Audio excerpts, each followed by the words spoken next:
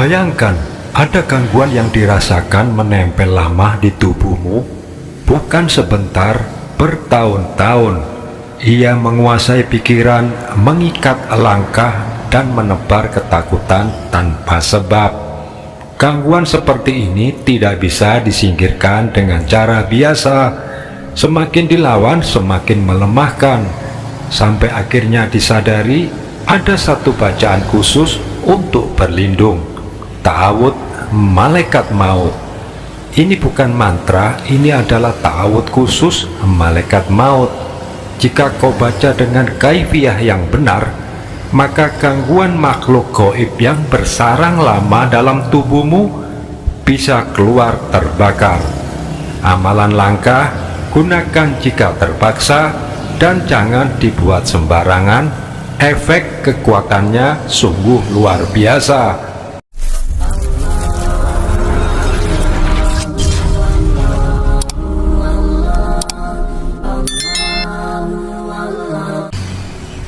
Bismillahirrahmanirrahim. Assalamualaikum warahmatullahi wabarakatuh.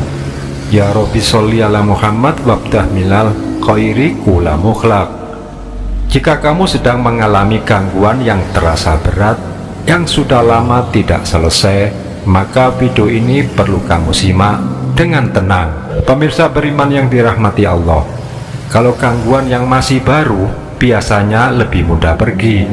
Namun yang sudah lama bersarang tahunan itu berbeda. Jin leluhur, jin tahunan, mereka bukan sekedar menempel, akan tetapi sudah merasa memiliki tempat. Karena itu banyak orang sudah mencoba berbagai cara, namun tidak menemukan perubahan yang berarti. Bukan karena doanya salah, bukan juga karena kurang usaha, akan tetapi karena yang dihadapi bukan gangguan biasa. Dan kondisi seperti ini tidak cukup dihadapi dengan bacaan yang ringan.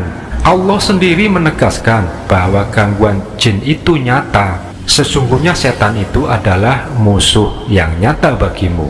Surah Fatir ayat 6. Karena itu Rasulullah Shallallahu Alaihi Wasallam mengajarkan kita untuk selalu berlindung kepada Allah, terutama ketika menghadapi gangguan yang berat. Bukan dari bahaya yang terlihat, akan tetapi juga dari gangguan yang tidak kasat mata. Para ulama juga menjelaskan, dzikir pelindungan harus dibaca terus-menerus dengan adab yang benar, dengan niat yang lurus dan istiqomah. Pemirsa beriman yang dirahmati Allah, saya kali ini ingin berbagi kisah dari seseorang yang saya kenal langsung. Ia terlihat sehat dan aktif sebagai seorang guru bahasa di sekolah menengah atas di daerah saya.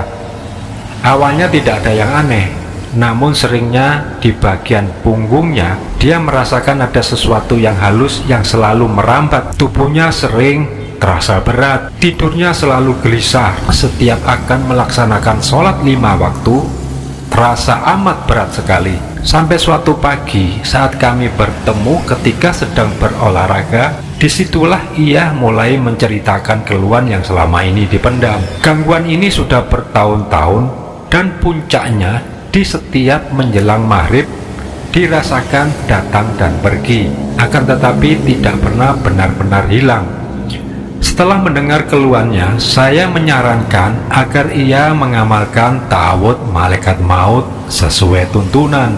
Kemudian saran saya diikuti dengan membacanya secara rutin setiap selesai sholat subuh dan selesai sholat maghrib. Beberapa hari kemudian ia kembali bercerita. Sekarang tubuhnya terasa lebih ringan dan gangguan yang dulu menekan di setiap menjelang maghrib perlahan hilang. Dari kisah ini kita belajar satu hal, bahwa pertolongan itu datang dari Allah, bukan untuk menantang tapi untuk berlindung.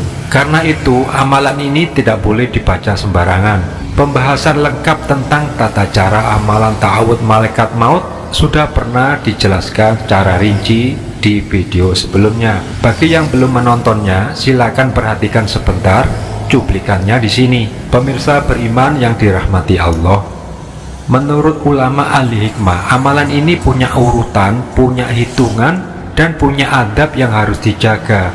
Jangan dipotong dan jangan ditambah. Ta'awudz malaikat maut bukan sekedar doa, ia adalah warisan spiritual langka, sebuah benteng gaib yang melindungi kita dari bahaya yang tak terlihat. Amalan ini sederhana, mudah, dan bisa diamalkan siapa saja. Dibaca setiap selesai sholat subuh dan selesai sholat maghrib, dan engkau bisa istiqomahkan minimal 7 hari berturut-turut. Yang pertama, baca ta'awudz malaikat maut ini 7 kali.